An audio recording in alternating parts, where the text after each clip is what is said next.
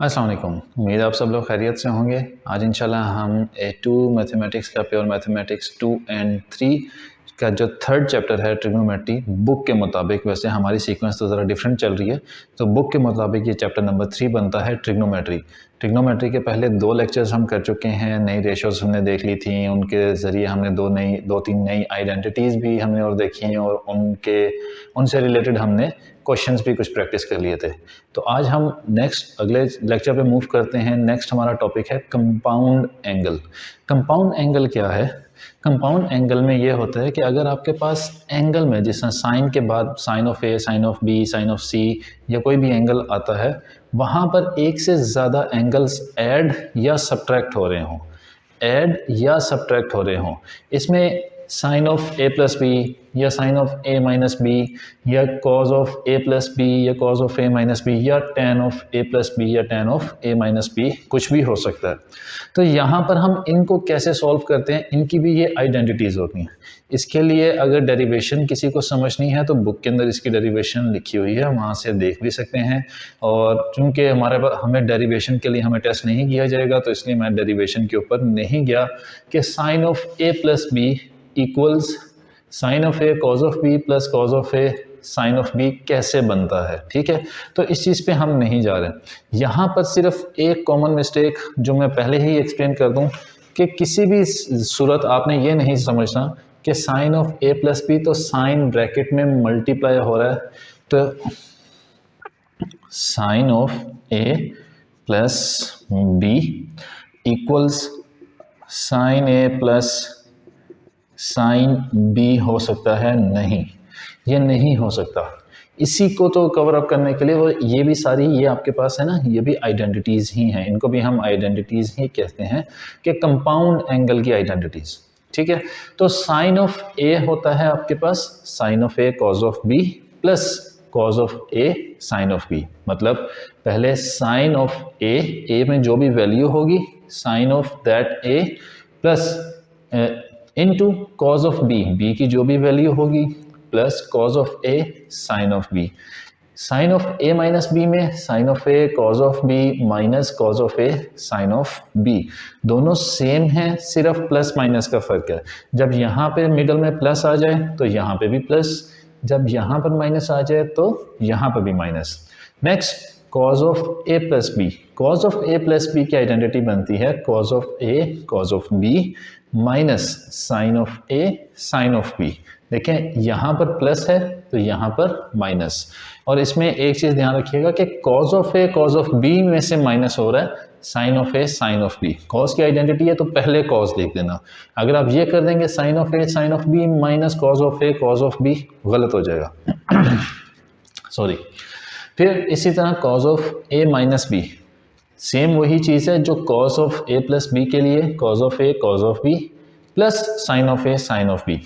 Sign में जहाँ पे प्लस है वहाँ प्लस आ गया, साइन में जहाँ माइनस है वहाँ दरमियान में माइनस आ गया, कॉस में जहाँ प्लस है वहाँ सेंटर में माइनस आ जाएगा, और कॉस में जहाँ माइनस है वहाँ सेंटर में प्लस आ जाएगा। ठीक है, फिर tan of A plus B, tan of A plus tan of B divided by 1 minus tan A tan B, और tan of A minus B में tan of A minus tan of B divided by 1 plus tan A tan B. आप लोग सोच रहे होंगे कि पता नहीं किस अजाब में हम पड़ गए हैं, ये ट्रिग्नोमेट्री के अंदर क्या ये बलाएं हमारे सर के ऊपर गिरा दी गई हैं, इतनी लंबी लंबी चीज़ें अभी हम कैसे याद करेंगे। अब यकीन जाने इंतहाई आसान है यह चीज़। मैंने 3 एग्जांपल्स पहले से लिखी हुई हैं बोर्ड के ऊपर, मैंने पहले से लिख दिया था ताकि वीडियो ज़्यादा लंबी हमारी ना बने। अब 3 एग्जांपल्स लिखी हुई हैं, तीनों एग्जांपल्स मैं सॉल्व करके बताऊंगा। ये सारी की सारी आइडेंटिटीज़ हम उसमें यूज़ करके आपको सॉल्व करके बताएंगे। तो नहायत ही आसान है कंपाउंड एंगल की आइडेंटिटीज़। और जब आपको प्रैक्टिस करेंगे ना, आप कहीं हम याद कैसे करें, इसका मैं आपको तरीका बता देता हूँ कि ट्रिग्नोमेट्री से जितनी भी आइडेंटिटीज़ हैं ना, वो सारी आप एक पेज के ऊपर नोट कर लें। ठीक है, नोट कर लें। आप जब क्वेश्चन सॉल्व करने लगेंगे, सामने आपकी आइडेंटिटीज़ होंगी, अप्लाई करेंगे, एक दफ़ा अप्लाई करेंगे गलत, दूसरी दफ़ा अप्लाई की गलत, तीसरी दफ़ा अप्लाई की गलत, चौथी दफ़ा ठीक होगी या 5वीं दफ़ा ठीक हो जाएगी। और जिन्होंने ए स्टार की तैयारी करनी है ना, तो ए स्टार के लिए हमें प्रैक्टिस इतनी करनी पड़ती है कि ये वैसे ही सारा याद हो जाती हैं। ठीक है, और हमें गिवन भी होती हैं। तो हम स्टार्ट करते हैं। हमारा जो पहली एग्जांपल है वो ये कह रहे हैं given that sine of A is 4/5 and cos of B is 5/13 where A is obtuse, मतलब ये जो साइन ऑफ ए जो एंगल है ये ऑब्ट्यूज है। ऑब्ट्यूज का मतलब 90 डिग्री से बड़ा ऑब्ट्यूज है। And B is acute, cos के साथ जो बी वाला ये जो एंगल है ये एक्यूट एंगल है। एक्यूट का मतलब होता है 90 से छोटा, ये तो ओ लेवल्स वाली चीज़ है। फाइंड द वैल्यू ऑफ, हमने वैल्यू फाइंड करनी है किसकी, sine of A plus B, cos of A minus B और tan of A minus B. बारी बारी वैल्यूज फाइंड करते हैं। सबसे पहले part A, sine of A plus B. अब sine of A plus B के लिए हमने वैल्यू फाइंड करनी है। हम एक्सपेंड करते हैं, हम साइन ऑफ, ना हमें ए पता है, हमें साइन ऑफ ए पता है ना, तो वो तो 4/5 है, लेकिन साइन ऑफ बी नहीं पता। अगर हमें साइन ऑफ बी भी पता होता ना तो वो सिंपल हम वैल्यू पुट करते, लेकिन वैल्यू कहाँ पुट करते, इनमें पुट करते, यहाँ पे नहीं पुट करते। तो हम पहले एक्सपेंड कर लेते हैं। Sine of A plus B equals sine of A cos of B plus cos of A sine of B. जब चीज़ सामने लिखी होती है ना तो बंदे को होता है कि यार मैं देख लूँ कहीं गलत तो नहीं कर रहा। अब देखो हमें साइन ऑफ ए चाहिए। साइन ऑफ ए तो हमारे पास है, उसकी वैल्यू 4/5 और कॉज ऑफ बी की वैल्यू भी है 5/13, लेकिन हमारे पास कॉज ऑफ ए की वैल्यू नहीं है और साइन ऑफ बी की वैल्यू नहीं है। तो हम कैसे फाइंड करेंगे, हम पहले ये करते हैं, हमें जो ये नेक्स्ट हमारे पास जो इन्फॉर्मेशन गिवन है इस क्वेश्चन के अंदर which is where A is obtuse and B is acute. Quadrants याद हैं, हमने एएस में क्वाड्रेंट्स पढ़े। अब क्वाड्रेंट्स में क्या होता है, हम एंगल देखते हैं। साइन ऑफ ए, अगर मैं एंगल प्लॉट करना चाहूँ यहाँ पे विच इज़ 4/5 पॉजिटिव है, तो साइन पॉजिटिव होता है फर्स्ट क्वाड्रेंट के अंदर और सेकंड क्वाड्रेंट के अंदर। ओके, ठीक हो गया। 4/5 हमें ये पता है that sine equals perpendicular over hypotenuse, है ना। तो 4 की वैल्यू जो है वो परपेंडिकुलर की है, 5 वैल्यू जो है वो हाइपोटेन्यूज की है। तो हम बना तो सकते हैं यहाँ पर भी, अगर मैं ये एंगल बना लूँ, मैं ये कहता हूँ कि ये आपके पास बेस हो गई, आप परपेंडिकुलर हो गया आपके पास 4 और ये हाइपोटेन्यूज, लेकिन ये एंगल ठीक नहीं होगा, ये वाली एंगल लाइन गलत होगी। क्यों, अभी बताते हैं। हम लाइन बनाएंगे यहाँ पे, ठीक है, जिसमें मैंने ये कहा कि जो हाइपोटेन्यूज है हमारे पास वो है 5, हाइपोटेन्यूज आ गया हमारे पास 5, और जो हमारे पास परपेंडिकुलर है दैट इज 4। तो मैंने यहाँ पर क्यों नहीं बनाई, क्योंकि उन्होंने ये कहा है कि ए इज ऑब्ट्यूज, तो एंगल ए, एंगल हमेशा यहाँ से स्टार्ट किया जाता है ना, और हम एंटी क्लॉकवाइज देखते हैं, तो दिस इज एंगल ए, ये आपके पास एंगल है ए। अगर मैं यहाँ पे लाइन बना लेता तो वो एंगल यहाँ से इस पॉइंट तक सिर्फ एक्यूट होता, ऑब्ट्यूज एंगल ना बनता, ठीक है। अब ये एंगल आ गया, ये हाइपोटेन्यूज आ गया, ये परपेंडिकुलर आ गया। हमें क्या चाहिए, कुछ यहाँ पे ये तो वैल्यूज हमें पता लग गई। इस एंगल के जरिए हम कॉज ऑफ ए फाइंड कर सकते हैं, कॉज ऑफ ए फाइंड कर सकते हैं। कैसे, देखें, कॉस होता है, थीटा तो लिखा नहीं था यहाँ पे, sine theta equals perpendicular over hypotenuse, cos theta equals base over hypotenuse.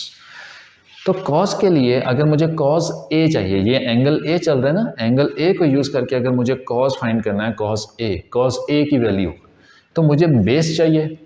Hypotenuse है 5, परपेंडिकुलर है 4। Pythagoras theorem h² = p² + b² के जरिए आपके पास आंसर आ जाएगा 3। लेकिन क्या हम इसको 3 रखेंगे, आप देखें ये एक्सिस में लेफ्ट साइड पर है, नेगेटिव साइड पर है, तो वर्टिकली 4 नेगेटिव क्यों नहीं हुआ भाई, क्योंकि वो वर्टिकल अपवर्ड है, वो तो पॉजिटिव साइड पर है, और ये 3 हमारे पास नेगेटिव साइड पे, तो ये हमारे पास -3 वैल्यू आ गई बेस की। अब हम ये कह सकते हैं कि कॉज ऑफ ए की वैल्यू आपके पास आ रही है विच इज, हम साइन ऑफ ए हमें पता है, मैं यहाँ पे लिख लेता हूँ कि that sine of A equals 4/5 and cos of A equals perpendicular base over hypotenuse -3/5। अब मुझे साइन ऑफ बी भी चाहिए।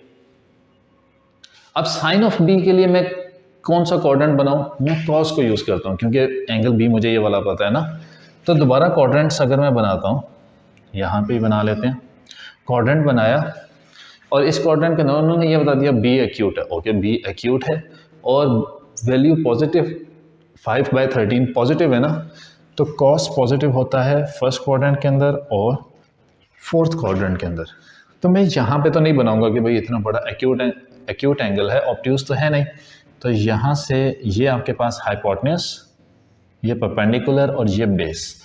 कॉस होता है बेस ओवर हाइपोटेन्यूज, तो that means base is 5, hypotenuse is 13। Perpendicular अगर मैं फाइंड कर लूँ तो मुझे पास फिर मैं साइन ऑफ बी भी फाइंड कर सकूँगा। तो हाइपोटेन्यूज हमारे पास 13, बेस हमारे पास 5, पाइथागोरस थ्योरम लगाया तो हमारे पास जो परपेंडिकुलर है ये आ जाएगा 12। तो कॉज ऑफ बी हमें पता है, कॉज ऑफ बी की वैल्यू हमें पता है विच इज 5/13। तो यहाँ से साइन ऑफ बी भी पता लग जाएगा क्योंकि ये एंगल ए चल रहा है, ये एंगल बी चल रहा है। तो साइन ऑफ बी इज 12/13। अब देखो साइन ए भी हमारे पास है, कॉस ए भी हमारे पास है, कॉस बी भी हमारे पास है, साइन बी भी हमारे पास है। तो sine of A plus B find करने के लिए हमने क्या किया, हम साइन ऑफ ए की जगह साइन ऑफ ए की वैल्यू पुट की which is 4/5। Cos of B की जगह हमने कॉज ऑफ बी की वैल्यू पुट की विच इज 5/13। क्या आ रहा है? प्लस है, तो यहाँ पे भी प्लस वाला हम यूज करेंगे, प्लस कॉस ए की वैल्यू हमने फाइंड की -3/5 इनटू साइन बी की वैल्यू है 12/13। इजी हो गया ना, सिंपल हो गया। तो यहाँ पे इसको जब हम सॉल्व करते हैं तो इसका हमारे पास आंसर आता है, कैलकुलेटर से यूज़ कर लें, कैलकुलेटर यूज़ करना चाहें कैलकुलेटर यूज़ कर लें। तो हमारे पास इसका आंसर आ जाएगा -16/65। -16/65 आंसर आ गया। बस आपने किन चीज़ों का ध्यान रखा स्टार्टिंग के अंदर कि भाई हमने एंगल लाइन किस साइड पर बनानी है, ठीक है। क्योंकि पहला ऑब्ट्यूज एंगल था तो मैंने साइन को पॉजिटिव क्वाड्रेंट्स में रख के ऑब्ट्यूज एंगल देखा। दूसरा एक्यूट एंगल था तो कॉस को पॉजिटिव क्वाड्रेंट्स में रख के एक्यूट एंगल देखा, ठीक है। अब नेक्स्ट क्या है? नेक्स्ट हमने क्या फाइंड करना है? Cos of A minus B. Cos of A minus B. अब cos A minus B equals cos of A cos of B plus sine of A sine of B. Cos of A minus B क्या है? Cos of A cos of B, cos of A minus B cos of A cos of B plus sine of A sine of B. हम already यहाँ पे values find कर चुके हैं, sine A cos B sine B. तो values just put कर लेते हैं यहाँ पे। Cos of A is -3/5 cos of B is 5/13 plus sine of A is 4/5 sine of B is 12/13। तो इसमें हमारे पास जो इसका आंसर आ जाएगा वो हमारे पास इसका आंसर बन जाता है 33/65। 33/65 ठीक हो गया। अब क्या रह गया? अब हमारे पास रह गया है tan of a minus B. आगे हमारे पास जगह कम हो रही है, चलो मैं यहाँ पे लिख लेता हूँ इसको।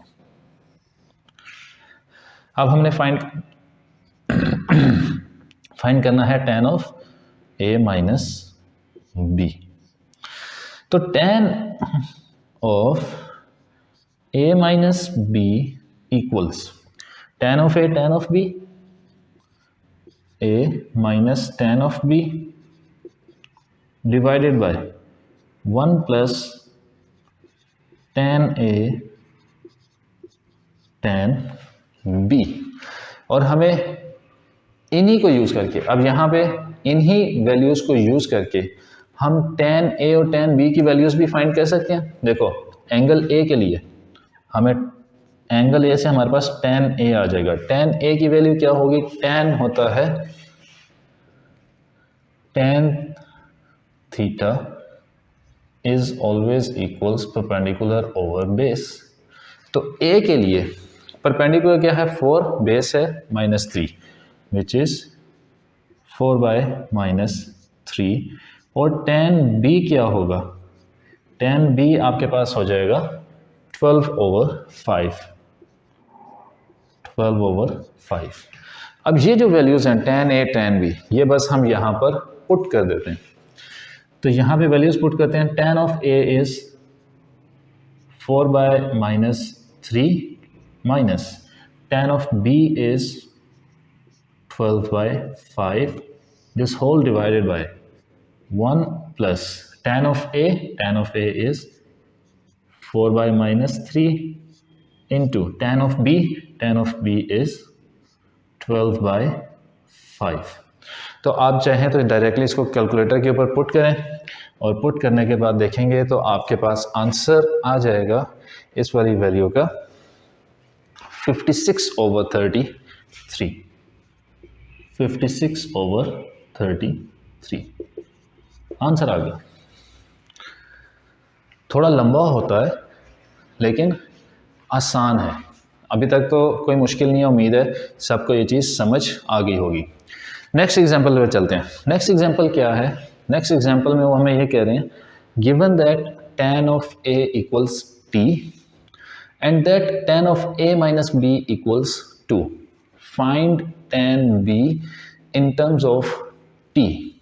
आपने, मैं पहले हमेशा से बताता हूँ, अपने लेक्चर्स के अंदर रिपीट भी करता हूँ ये बात कि कभी भी क्वेश्चन को पढ़ के माइंड में सॉल्व करने की कोशिश नहीं करनी। अच्छा मैं क्या पाथवे बनाऊँगा?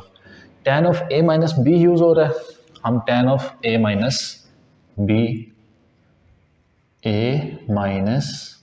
b को यूज़ करते हैं ताकि हम फाइंड करें tan of a minus tan of b 1 plus divided by 1 plus tan a tan b।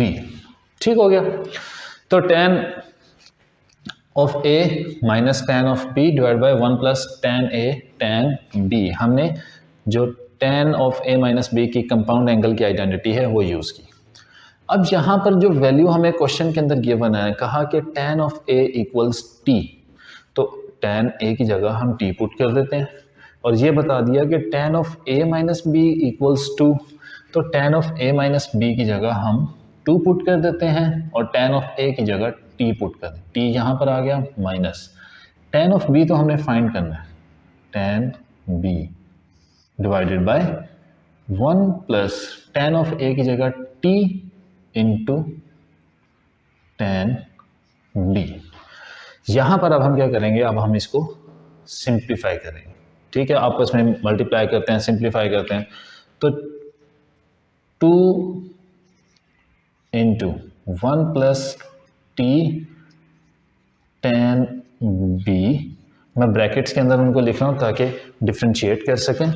tan b equals t minus tan b, 2 multiply किया तो यह आ जाता है 2 plus 2t tan b equals t minus tan b।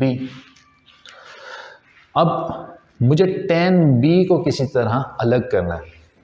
मैं ये t इस तरफ ले आता हूँ, 2t tan b, या tan b इस तरफ ले आता हूँ। देखें 2t tan b plus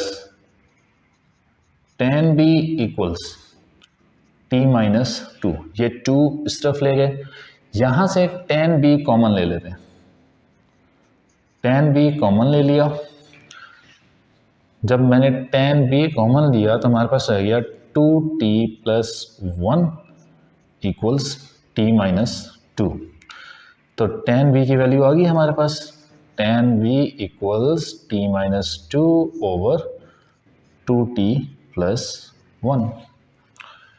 answer. सिर्फ हमने आइडेंटिटी लगाई और आइडेंटिटी के अंदर जो वैल्यू हमें क्वेश्चन के अंदर गिवन थी वही हमने वैल्यूज़ वहाँ पे पुट की।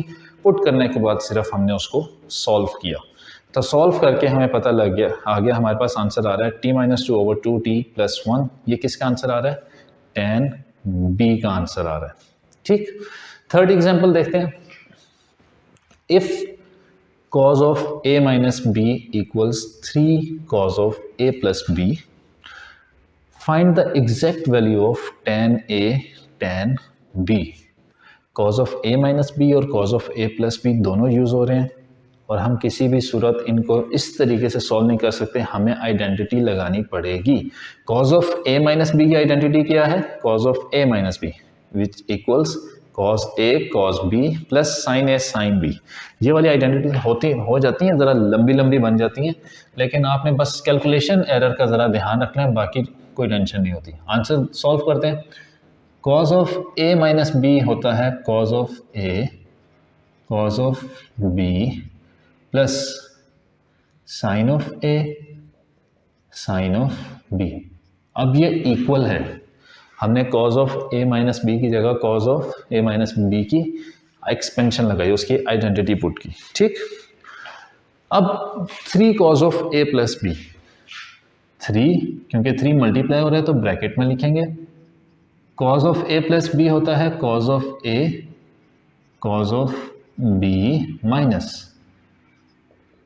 sin of a sin of b। Equations बनती हैं ज़रा लंबी लंबी, लेकिन वही बात है, परेशान नहीं होना आप लोगों ने। ठीक है, जब अभी हम आगे में और भी इक्वेशन लेकर आएंगे ना, हम सॉल्व करेंगे, जब आइडेंटिटीज़ जो सॉल्व करते हैं, प्रूफ करनी होती हैं आइडेंटिटीज़, उसके अंदर तो बड़ी लंबी लंबी इक्वेशंस बन जाती हैं, लेकिन वही बात है कि अगर कैलकुलेशन मिस्टेक ना करें ना तो आसानी रहती है।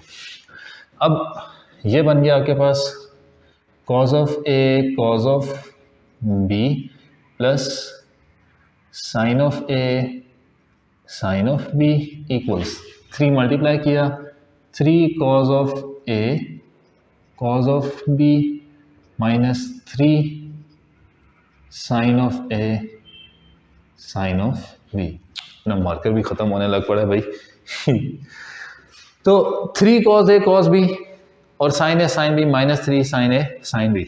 अब minus 3 sin a sin b को मैं इस तरफ ले आता हूँ, cos a cos b को मैं उस तरफ ले जाता हूँ। हमारे पास फिर यहाँ बन जाएगा sin a sin b और ये minus 3 sin a sin b को अगर इक्वल्स टू के इस तरफ ले आते हैं तो ये प्लस हो जाएगा, plus 3 sin a sin b। अब ये किसके इक्वल हो गया? 3 cos a cos b minus ये cos a cos b minus cos a cos b। तो ये प्लस होके हमारे पास बन जाता है 4 sin a sin b equals, ये बन जाता है 2 cos a cos b। Marker almost and होने वाला है, चलो इसी में कंप्लीट करते हैं। तो sin a sin b 4 sin a sin b equals 2 cos a cos b। हमें क्या चाहिए? हमें tan a tan b चाहिए। हमें ये पता है that tan theta equals sin theta over cos theta, है ना। तो अगर मैं ये sin a sin b को डिवाइड कर दूं cos a cos b से, तो हमारे पास tan a tan b बन जाएगा और 4 को इधर डिवाइड कर देते हैं। सो sin a sin b divided bye cos a cos b equals 2 divided by 4। sin a sin b over cos a cos b बन गया आपके पास tan A tan B equals 2/4 is 1/2। तो हमारे पास आंसर आ गया tan A tan B का 1/2। वैसे यार जगह थी, हम एक एग्जाम्पल और कर सकते थे, लेकिन खैर ये भी काफ़ी है हमारे लिए। तो हमने देखा कि हमारे पास जो हैं कंपाउंड एंगल की आइडेंटिटीज़ आती हैं, sine of A plus B, sine of A minus B, cos A plus B, cos A minus B, tan A plus B, tan A minus B. हमने जब भी सॉल्व करना है हमें परेशान नहीं होना, हमने बस उनको एक्सपेंड करना है और एक्सपेंड करके जो वैल्यूज़ हैं उसमें वो वैल्यूज़ पुट करते जाना है। ये थोड़ी सी लंबी बनती हैं इक्वेशंस इनकी, लेकिन अगर आप कैलकुलेशन मिस्टेक ना करें, सॉल्व करने में मिस्टेक ना करें और थोड़ा सा हम्बली आराम से सुकून से चलें, इसमें जल्दबाजी नहीं करें, तो ये वाले क्वेश्चंस बड़े आसानी से सॉल्व हो जाते हैं और इन क्वेश्चंस के अंदर मार्क्स आते हैं। कहने को तो ये ट्रिग्नोमेट्री के अंदर कहते हैं वो बड़ा मुश्किल हो गया इसकी वजह से, लेकिन कुछ मुश्किल नहीं होता, थोड़ी सी प्रैक्टिस की ज़रूरत है।